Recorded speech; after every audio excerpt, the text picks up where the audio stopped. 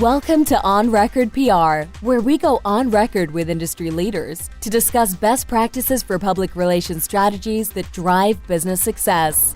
Let's get started with the show. Hi everyone, I'm Jennifer Simpson-Carr, producer and guest host of On Record PR. I'm also the Director of Business Development at Fury Arubel Communications. In this episode, we're going on record with Dr. Ashleigh Huffman. Dr. Ashleigh Huffman is an experienced educator, public speaker, entrepreneur, and author in the sport for social change and women's empowerment movements. She is passionate about gender equality, human rights, access, and inclusion, and has worked in more than 80 countries using sports to achieve these ideals. Ashleigh's co-led efforts on the Global Sports Mentoring Program resulted in the 2018 ESPN Stuart Humanitarian Award and the 2018 Peace and Sport Diplomatic Action of the Year. Throughout her career, Ashleigh has worked across sectors with athletes, corporates, government, and nonprofits to create holistic and sustainable models for social change. She has trained more than 10,000 leaders across the world in sports-based social innovation strategies and worked with more than 50 companies to promote global women's empowerment, inclusion of persons with disabilities, and refugee integration. In her current role, Ashleigh educates and equips professional, Olympic, Paralympic, and university athletes to use their passion and platform as a force for good. She works with sports leagues, federations, and corporates to see sport not only as an international market for economic transaction, but social transformation. Ashleigh is a graduate of the University of Tennessee with a Ph.D. in sociocultural studies and was the captain of her basketball team at Eastern Kentucky University. All right, welcome, Ashleigh. Thank you so much for having me. It's an honor to be here. Very great to reconnect with you, longtime friend. So I appreciate the opportunity. I appreciate you joining me. So our listeners know Ashleigh and I have known each other since our time as opponents in high school basketball and teammates in AAU basketball, so long ago. And she is someone who, since that time, I have lovingly referred to as Huff. So I've tried to mentally prepare myself today to call you Ashleigh or Dr. Huffman, but a Huff might slip in here or there. So just so people have that background. As long as you're okay with me calling you ZZ Jen, we're good. So I've had the honor of being connected with you by way of social media, primarily Facebook, since it became more popular, since we kind of went to college and went our own ways. And I've had the opportunity to watch you create real inclusion throughout the world, really. And as I mentioned in your intro, your biography, you've been to 80 countries making impact really across the world. So I've been lucky to witness this incredible work you do and the impact it's made on communities. So let's start by talking about what it means to you to be an educator and an entrepreneur in global sports, diplomacy, and women's empowerment movements. Yeah, I'm really lucky. I work for the U.S. Department of State as a program specialist in sports diplomacy, which sounds like a lot of fancy words, but really it's about the use of sport to promote human rights and peace building, to strengthen relationships between countries, to use our roles and platforms as athletes to make a positive difference in the world, and really to create opportunities and access for people who are on the margins. So it's very much, even though it's a government position, it very much aligns with my previous work as a professor, my work for my nonprofit career, and really it speaks to the heart of who I am as a former basketball player, college basketball player. It's really about the role of sport and what it can teach you to become a better human, and then how do you use what sport has taught you to then transform communities. And so for me, I feel like we're living in really polarizing times, very unique situation, times that require leaders to listen and then lead, right? And so this is part of what's missing, to work towards solutions, not suppression, and to stop talking to people that look like us and sound like us and start building bridges with people that look a little different and that maybe don't always agree with every idea that we have. And if we don't do that, if we don't find a way, it's like the kid in the back seat, right? Who's always like, mom, mom, mom, mom. And then it increasingly gets louder until it's a roar. And you're like, mom, put down your phone and listen to me. Right. And I feel like that's where we are, is like we've silenced the small requests in the pleas to now we're at a roar. And it's really important, the role of education in society today, um, to really promote bridge building and solutions and listening first. It's not about who is right, but what is right. And what does it mean to me to be an educator and an entrepreneur? Well, I just feel like education, many people conceive it as indoctrination. But to me, it means empowering the next generation to think on their own, to see a problem and to be able to solve it. It's, you know, critical, critical problem solving and working together as a team. It's emotional intelligence, awareness of self, awareness of others, awareness of the interplay between the two. So, I mean, here's the deal. As an educator, as an entrepreneur, the world changes so fast. It's like in 4 years, what you studied as a freshman is no longer relevant by the time that you graduate. So I can't teach you necessarily to do a specific job, but I can teach you to think. I can teach you to work well with others. I can teach you and promote and encourage empathy. And those are really the important skills that I think we need in 2020. We need big ideas. We need creative solutions. We need people to listen. And we need people to not feel threatened by people who are different, but to see that as a solution to the problem. And so you're talking about opportunities to really impact generations of people and make long lasting change. So, how do you approach the challenge of creating holistic and sustainable models for social change? Yeah, I think that's $1 million question, right? That's what everyone wants to know. How do we change our culture? How do we shift into the 21st century? How do we become a more diverse and inclusive place?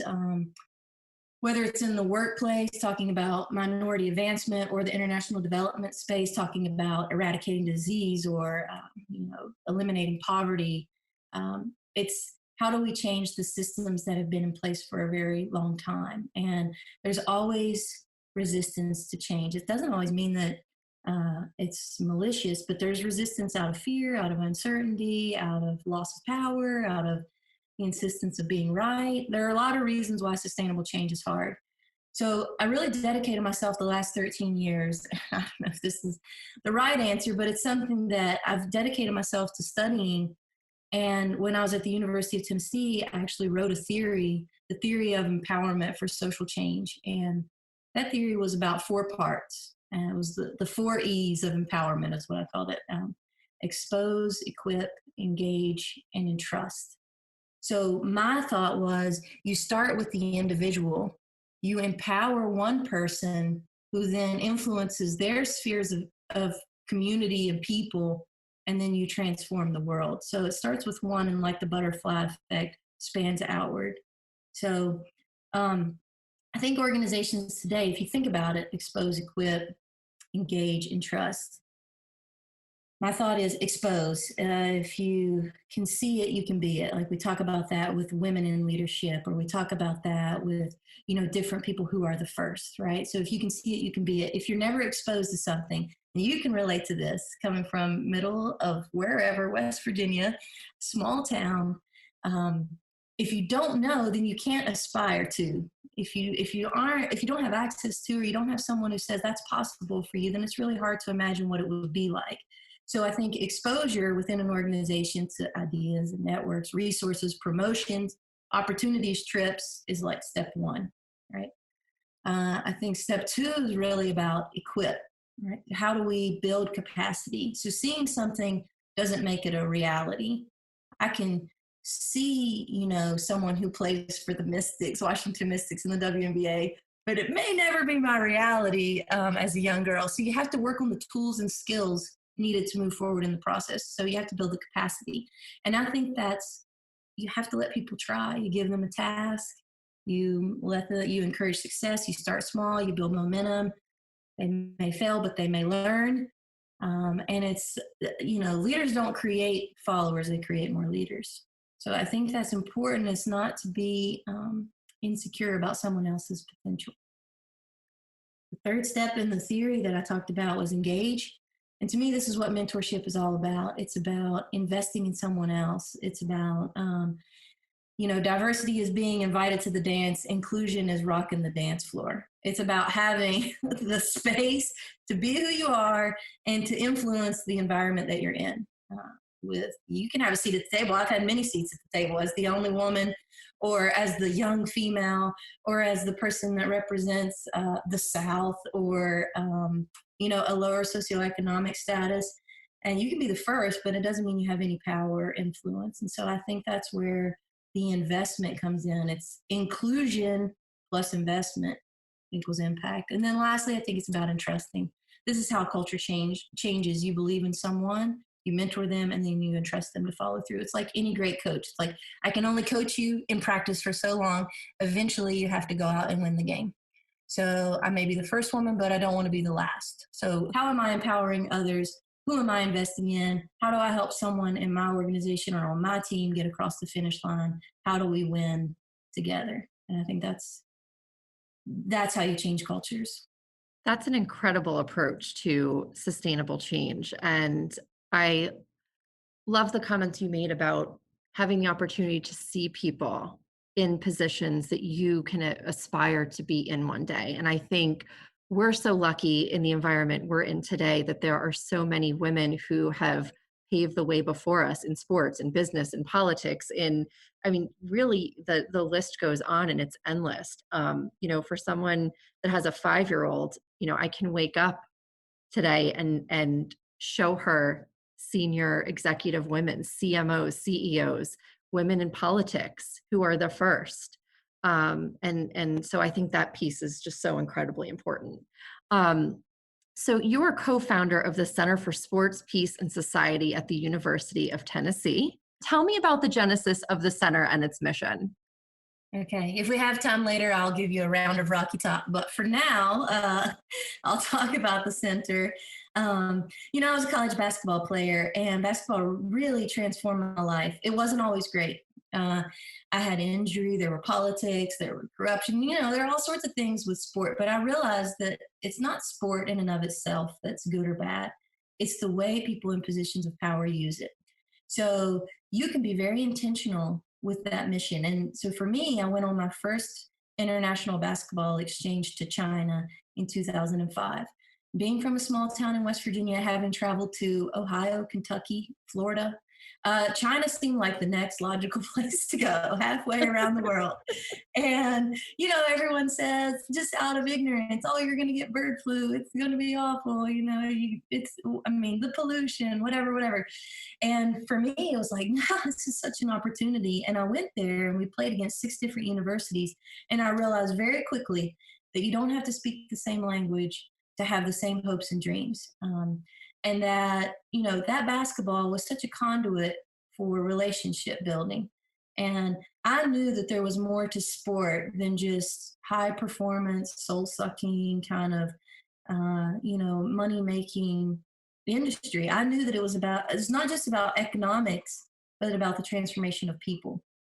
And I just saw that as like, wow, I don't know if I can have this as a job, if I can be someone who combines education and sport and women's empowerment. But if I can, I'm going to try my very best. And from that, I just continued to do projects. I continued to do bake sales. I continued to do fundraising. This was before Kickstarter and GoFundMe. So I was, begging, working. I had 3 jobs trying to pay for these unique opportunities to go because I knew the power of sport. There's something different about it. And I went the next year to Israel to do a peace camp between Israeli and Palestinian girls.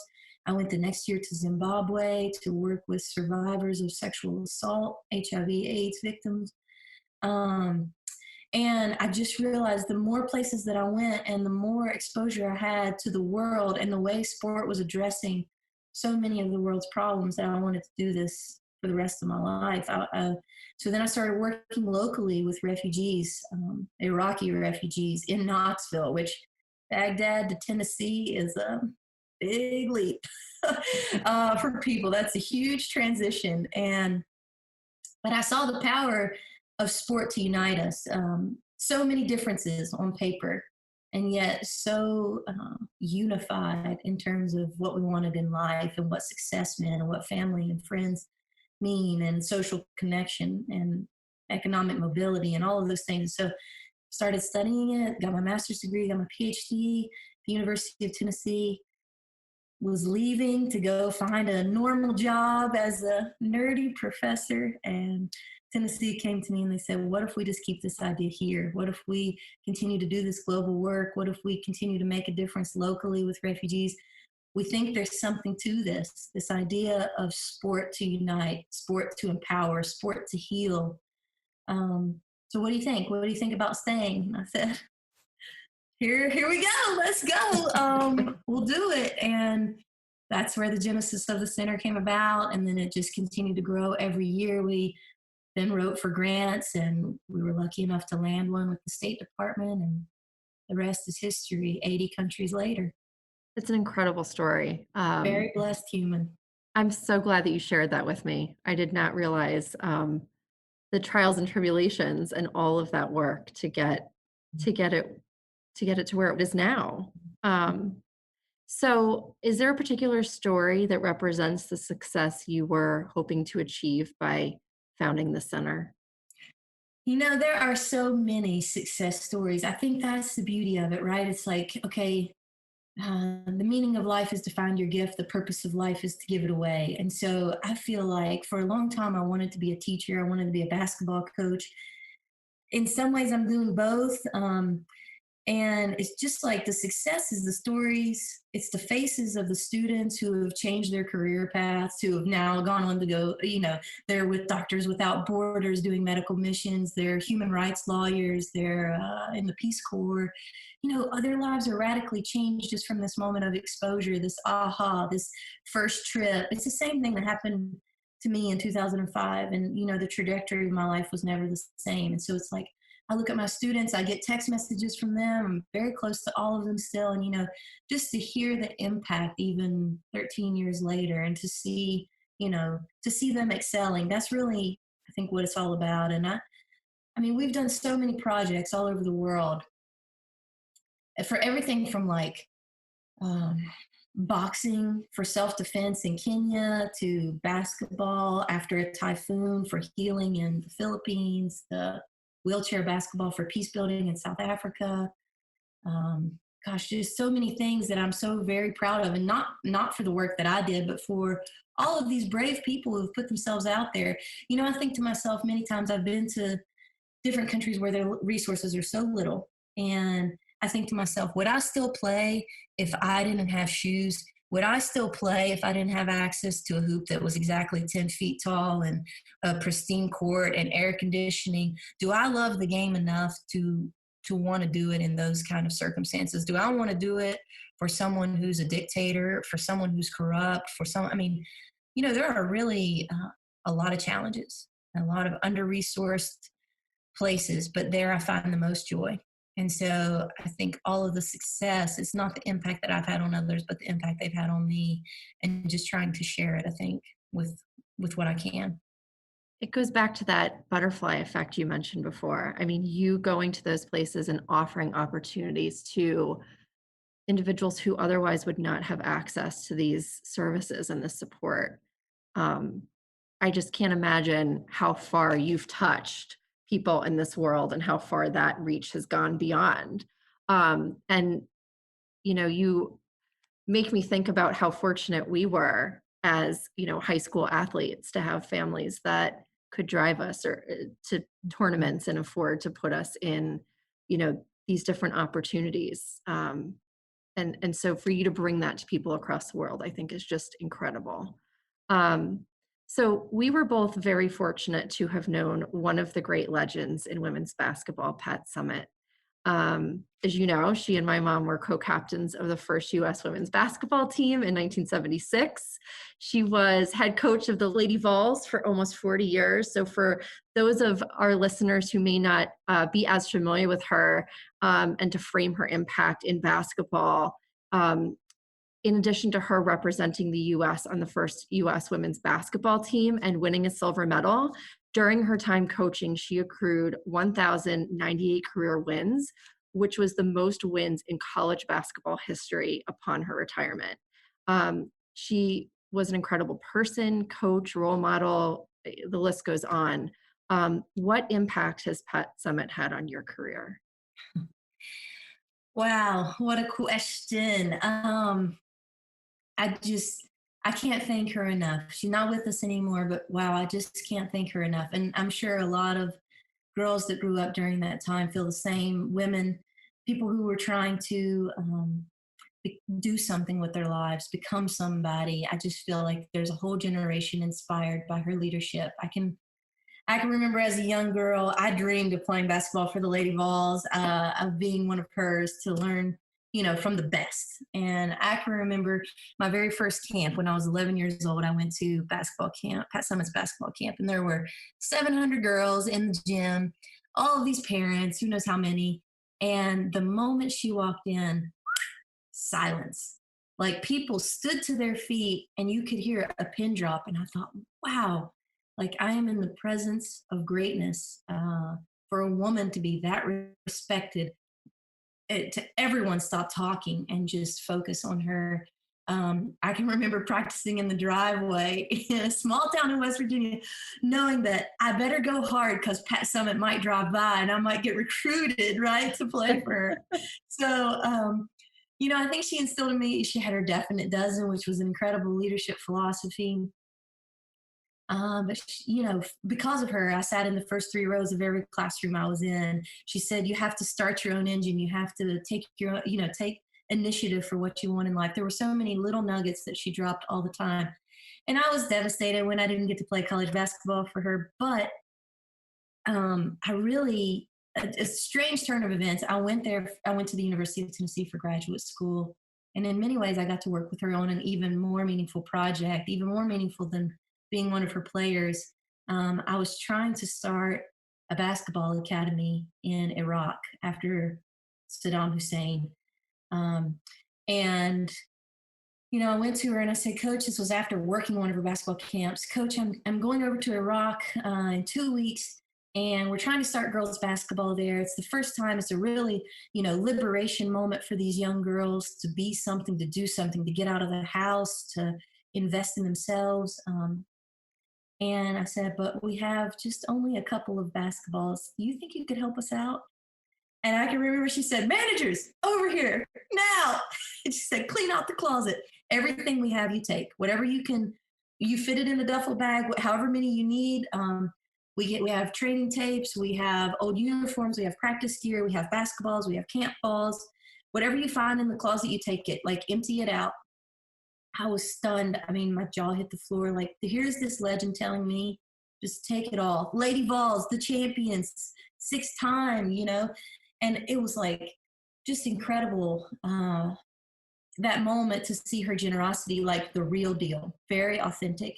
And so now we went to our first camp in Iraq, and we had we started with 4 flat basketballs, and then we roll out the duffels from Pat Summitt, and there's 400 orange and white Lady Vol basketballs. And so what started as a camp for like for 60 girls, 4 flat basketballs. Basketball is now being played in 15 cities, from Erbil to Mosul to Suleimania to Baghdad. And these girls are not only playing basketball, they're going to school, they're starting their own businesses, they're becoming leaders in their community. And it's like this one small seed of this woman who was incredible, who changed my life, is now changing the lives of so many people that she's never met before. And, we made a documentary film about it called Pat, A Legacy of Love. And truly it was just to honor her and all that she did, and the unspoken, notoriety and recognition that was so deserved. I love that story, and it gave me chills. I feel like she is someone who, there's just so many wonderful things to say about her. She paved the way. She was somebody we could watch on TV. She has had this incredible impact on people around the world. And beyond the basketball, the humanizing, supporting others, supporting a woman who was going to another country to, make an impact beyond just what you were doing in Tennessee, and for her to support that without hesitation is just an incredible story about who she was as a person and her support of others in this world. Thank you for sharing that. Um, so switching gears, you are now with the U.S. State Department. The Global Sports Mentoring Program is an incredibly impactful effort, linking international sports leaders with American executives to develop business plans that address social issues in society, with a particular focus on women and persons with disabilities. Can you tell us more about the program? The program is single-handedly the greatest thing I've ever done with my life. And I can't even begin to describe the impact that it's had on me, the impact it's had on the people who have been involved. I feel so incredibly lucky. Was started in 2012. It was the former Secretary of State Hillary Clinton at the time put out a call for proposals, empowering women and girls through sports. And if you look at the stats, I mean, there really is something to that. 92% of C-suite women played sports in high school or college. 65% of the most powerful women in the world in business played sports. The lessons that you learn, so many women who start small businesses played sports. It's the leadership skills that you acquire. It's the tenacity, the grit, the resilience, the discipline, the get back up after failure, the communication, follow through, accountability, all of those lessons that are learned. So in 2012, when she put out the call for proposals, we had just started the center. We were like 6 months old. And I thought, oh man, we're nobodies. We're never going to get this, but this is what my heart beats for. Yes, we have to apply. No, we're never going to win, but we have to apply. It was $1 million some grant. We had this vision that it wasn't just about empowering or promoting access for women in the United States, but how do we bridge the gap, right? In the US, we have all of these incredible women who have knowledge and expertise and have risen through the ranks. How do we give some of that that has been acquired? How do we then equip others who are seeking out answers, right? So all of these amazing, incredible foreign leaders, whether they be women and girls or persons with disabilities, how do we then bridge the gap, the knowledge gap, right? Because it's not about fortitude, it's not about brilliance, it's about access. And so we created this mentorship program. It's 5 weeks long, pairing international leaders. So one of the programs is empowering women. We pair women from other countries with CEOs in the United States, Google, Procter & Gamble, ESPN, the US OPC, different sports federations like the WNBA, top level executives there, mentor women from all over the world, Uganda, Brazil, Philippines, Kenya, Egypt. And the women who come on this program identify a challenge that they face as a female in their country. So it can be anything from pay gap to bullying in schools, to early teenage pregnancy, to HIV/AIDS transmission, to you name it. And they come and they are mentored, not necessarily in sport because they're already working in sport, but in how to build a business plan that addresses a social issue.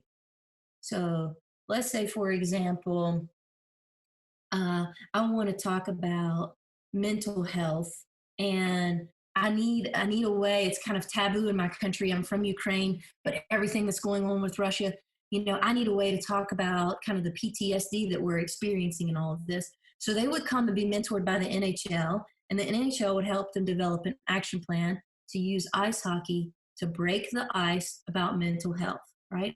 So that's one example. Or, I'm trying to think of some other, or for example, one woman was mentored by Saatchi & Saatchi in LA, an advertising agency. And you think, what in the world can an advertising agency tell me? But they helped her create all of the marketing plan and the storytelling and the social media in order to get her program funded in Kenya to promote entrepreneurship and women business owners and leaders. And so it's just incredible to see the crossover that doesn't necessarily have to be a sports organization, but the power of sport and athlete to athlete, former athlete to athlete, that connection that's developed. And you put two women on mission, it's unstoppable, right? So it's now they've gone back, and we've had over 130 alumni from 80 plus countries. And the success rate for implementation, so the number of people who have implemented at least one phase of their action plan, is 92%.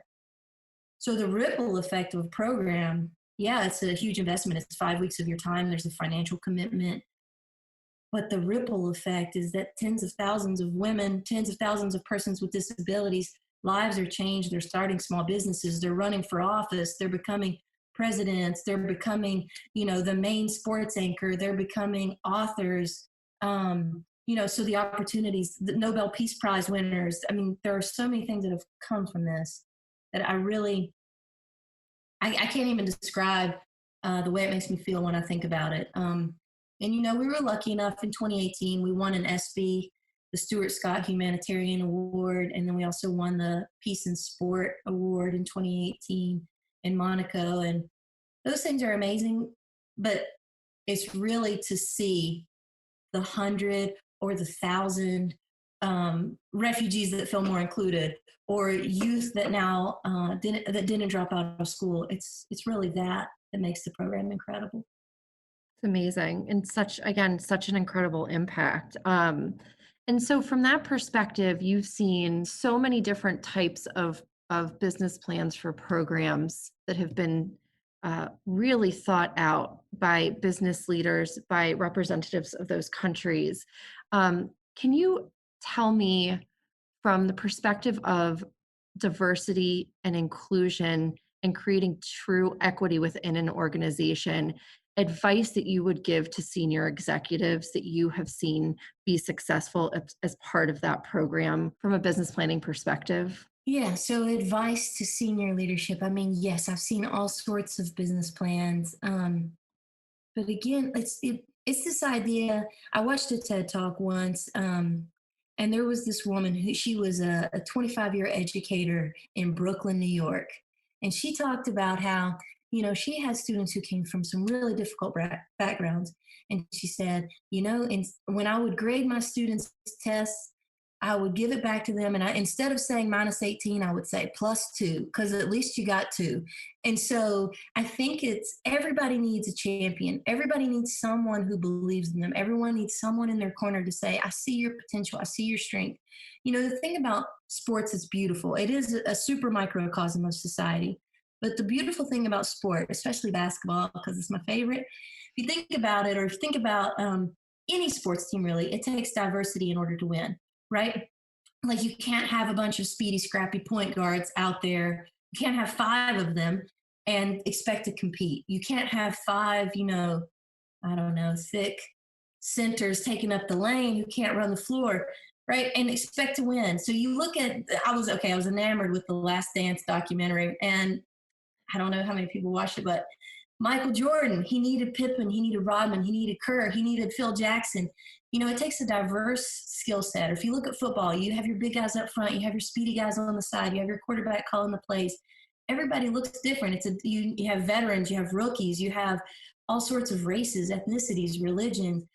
And I just think it's a beautiful model to see different perspectives come together and unite around one goal. And I think that's what we have to learn from sport, is that you can be a different shape, size, race, religion, old, young, but it takes all of us in order to win. And I think it's our best model for success. It's so true. And that's one of the reasons I think talking to individuals in athletics and in sports as part of our podcast series is so incredible, because so much of what we learn as athletes and in sports is transferable to every single aspect of our life.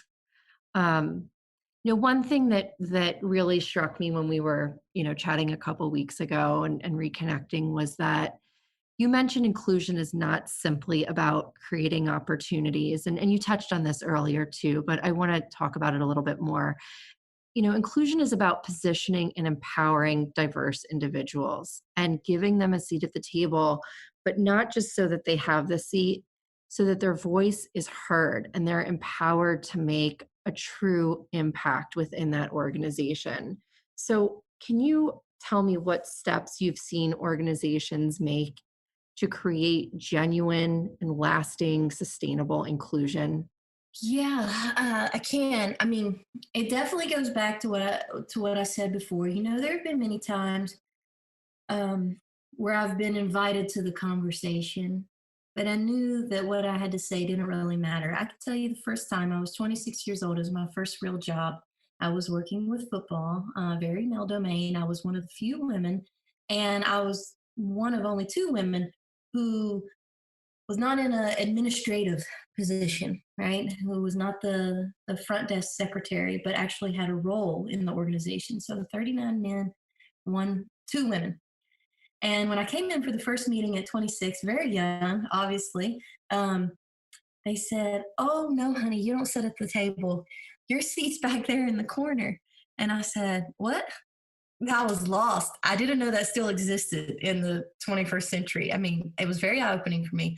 And so I said, "Okay, but what happens when someone asks me a question? They can't hear me. Do you have a microphone?" And this person thought I was kidding, but I was serious. And so then we're asked to report out and talk about different things as strategy and, have an opinion. And I'm like shouting from the back of the room. I'm like, this is bogus. So the next meeting, I just come in and I found a chair with wheels. And I just rolled myself to the front. I said, "Excuse me, is there some space here?" And I think yes, sometimes you have to make your own way. And sometimes you have to roll your own chair to the table. But I think great leadership means there's already a chair for you, and that what you have to say matters. And I think we can do a good job. It's about leading also where your feet are, right? You don't have to be in a position of power. It's not top down and it's not bottom up. It's leading across. It's 360. It's lead from where I am. If you see somebody in your organization that is maybe always cut off, somebody interrupts, nobody gives them props for the idea, people try to take credit, I think it's important if you see that for you to speak up and you say, "You know what? That's a great idea. I like what you had to say. Hey, can you explain more?" Especially if you're a person of influence, right? Especially if you're the quarterback, then you need to, I think, stand up for those whose voices are being silenced, so that there is a culture of like, "Oh, somebody did hear me." And I think that's sometimes what's missing, is that we wait for the leader to acknowledge others when when it's your peer to the right and your peer to the left. I think that's incredibly important. And there is a quote floating around LinkedIn right now to the effect of being a leader doesn't mean having a specific title. It's about raising, using the voice you have to raise other people up. And I think you completely sum that up. I mean, that's what it's about, is taking ownership of supporting others and lifting others up and recognizing when, you know, it's time for someone else's voice to be heard, or for them to be able to have the opportunity to expand on their idea. Um, so in all of your work, where have you found the most sincere conversations around diversity, equity, and inclusion? This is a good question. I think the most sincere conversations for me come at the dinner table. They come with my family and friends. Those are the hardest conversations to have, I think. But I, but I think they're the most important because, my grandfather was a professional boxer, and he was Muhammad Ali's first professional fight. October 29th, 1960, he was the first person to fight Muhammad Ali professionally. And honestly, they couldn't be more different on paper, really. Like, my grandfather was white. He was chief of police. He was, an Air Force veteran, big, burly, big hands, slow, Christian. So on paper, you look at Muhammad Ali and you think, wow, everything exactly the opposite. And so, yeah, my grandfather lost in 6 rounds in decision. But, they remained friends for the next 40 years or so until my grandfather passed away. And I asked him one time when I was old enough to understand how unique and interesting this friendship was. I asked him, I said, how are you still friends with Muhammad Ali? Explain, you all are so different. And he said, Ash, you don't have to agree with someone in order to respect them, and you don't have to look like them in order to love them. And that was so profound for me. It was just like, wow, straight to the heart. Okay, so I can still respect who you are as a human being and where you're coming from, because just because it wasn't true for me doesn't mean it wasn't true for you. Like, it doesn't mean I didn't experience it, but it doesn't mean you didn't experience it. And I think it's like just humanizing each other, as opposed to, someone once told me, well, you can win an argument or you can win a friend. And, there's some middle ground in between that, right? It's like, um, I think there's this idea of that there's just a lot of division in the world today. And I think it's about seeing each other through the lens of humanity, knowing that there are many variables that played into each of our lives, that made us who we are, and that unique experience is what will provide solutions. Because if we're only making solutions for the top 25, then everyone else, then we're going to experience what we see in 2020. I could talk to you all day and listen to your stories. I have learned more about you today than I knew previously, and I'm going to go look up your grandfather when we finish this recording. It's incredible. So we're kind of coming up to the end of our time. Do you have any questions for me? Although they're not going to be nearly as exciting for me to answer as what you've talked about in your work. No, I do have questions for you. I have so many, but on the air, my first question is, so why did you interview someone from sport? How do you think this relates to what you do and to your audience and to this target? Do you think anything I said mattered today? I think every word you've said mattered today, and I wish we could record you all day, because I just feel like you're a wealth of information, and you've made such an incredible impact. But why sports? It's such a great question. And my first interview for this podcast was my mother. And I just felt so strongly that her experience as the first, kind of paving the way in certain areas, would be such a great, like, leadership and being the first, and seeing something and then achieving it. But similar to what you said, I believe very strongly that who we are today is a collection of the people we've met along the way, the experiences that we've had in life. Every single thing that we've done has formed the person that's sitting, in front of you. And, sports has had such an incredible impact on my life. It's been an important part of my life, as I know it's been for you. And I credit very wholeheartedly who I am today because of the opportunities I was given in sports and the people that I've met through sports.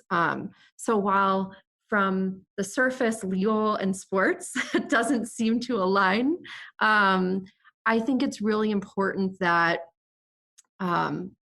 people understand the characteristics and skills that you gain by being an athlete, which are, teamwork, being part of a team, but owning yourself, right? Owning the work you do and the performance you have. Leadership, confidence, dealing with adversity or struggle, performing under pressure. You named a number of characteristics before. I would argue that they're all critical to who we are today as people, and give us opportunities to be successful in any position or organization.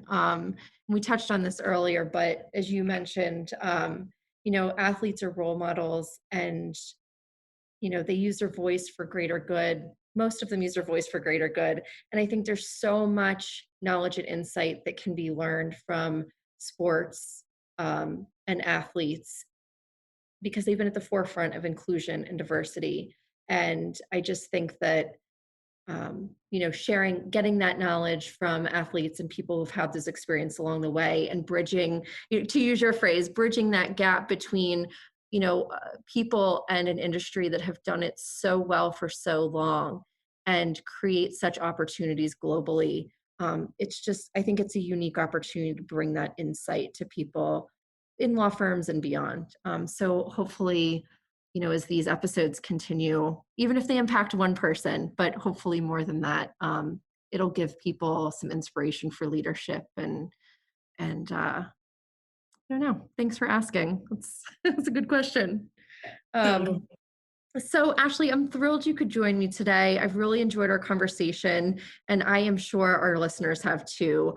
If people want to learn more about you or connect with you, how can they get in touch? Yeah, at Sports Diplomacy, that's our organization for the U.S. Department of State. So feel free to follow anywhere on social, Insta, Facebook, Twitter, at Sports Diplomacy, or you can find me on LinkedIn, Ashleigh Huffman. This episode is sponsored by Furia-Rubel Communications. Recognized as the #1 agency by the National Law Journal, Furia-Rubel helps top businesses and law firms with high-stakes public relations and marketing, reputation management, crisis planning, and incident response. Furia-Rubel also supports law firms and their clients with high-profile litigation, media strategy, and training. To learn more, go to furiarubel.com or email podcast@onrecordpr.com. If you have enjoyed this episode, please consider rating us on Apple Podcasts and subscribe to On Record PR at Spotify, Google Play, iHeartRadio, or Apple. Thank you for listening to On Record PR.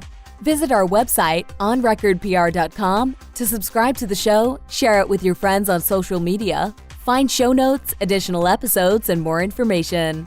We'll see you next time. In the meantime, feel free to send us questions or show ideas at podcast@onrecordpr.com.